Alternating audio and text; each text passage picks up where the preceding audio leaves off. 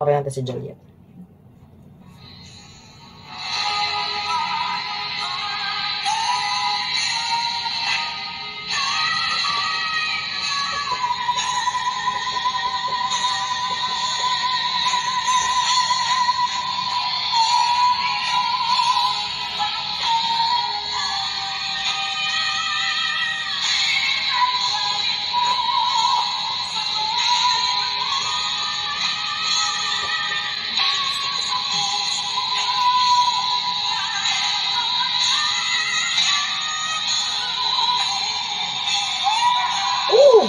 Yeah! Galing! Idol!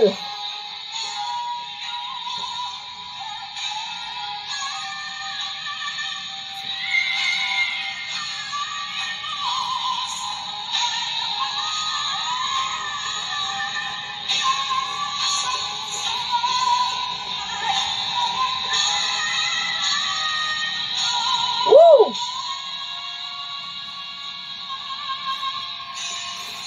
Yeah, galing. O, diba? Yan ang idol na idol natin si Juliet. So, ang mga moves niya kasi na yan, na hindi talaga natin makalimutan. Na-miss ko talaga mag-reaction lately kasi na-busy talaga ako guys, no? At saka hindi ako masyado makatiming na mga videos talaga na yung gusto ko at makaka-relate talaga ako. Kaya this time, nakaka-relate ako sa kantang to. At syempre, si Idol Juliet pang kumakanta. Diba? Lalo ako na masaya.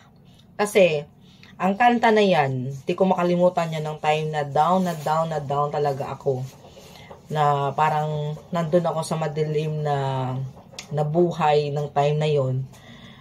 Alala ko yung pangalawa kong anak, nung ilang taon pa lang siya, kinakanta niya yan.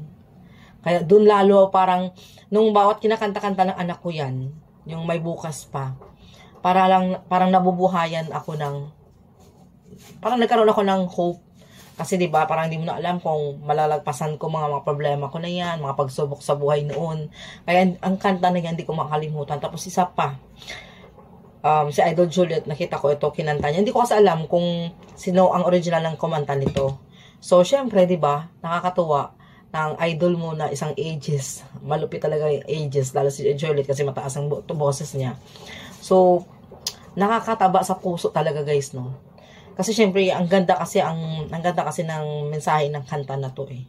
Isang precious din sa akin ng kanta na yan eh. Dahil yung nga sa anak ko. Na every time na kinakanta ng anak ko yon, ng time na down ako, umiiyak lang ako guys. Kasi wala man talagang iba katulong talaga sa atin, maliban sa sarili natin. Syempre, sa si God, diba? So, baga lahat, isurrender mo talaga yun sa Kanya. And tulungan mo yung sarili mo. No, na makaahon or makalabas ka sa mga pagsubok na yan kasi wala namang ibang tutulong talaga sa iyo eh. Ikaw at si God lang eh, no? Yung mga tao naman sa paligid mo, mga gabayan sila, ng mga taong tunay na magagabay sa iyo, yun lang. Madalang ka lang makakita lalo na sa panahon ngayon. So, kaya ages lang ang sakalam. Thank you so much, Idol Juliet. Talagang galing, no? Nakikita nyo, every time siya may mga moves talaga siya. Isa yun sa mga gustong-gusto ko talaga kay Idol Juliet. Kaya, keep it up lang, Idol Juliet. We are always here, no, to support Aegis. And of course, ang kanilang concert, pinopromote natin, February 1 and 2. Yan. At saka yung video nito ay credit kay Ma'am Stella, no? Isa yan sa kasama nila si Ma'am Stella. So, yun lang guys. Maraming salamat. Bye!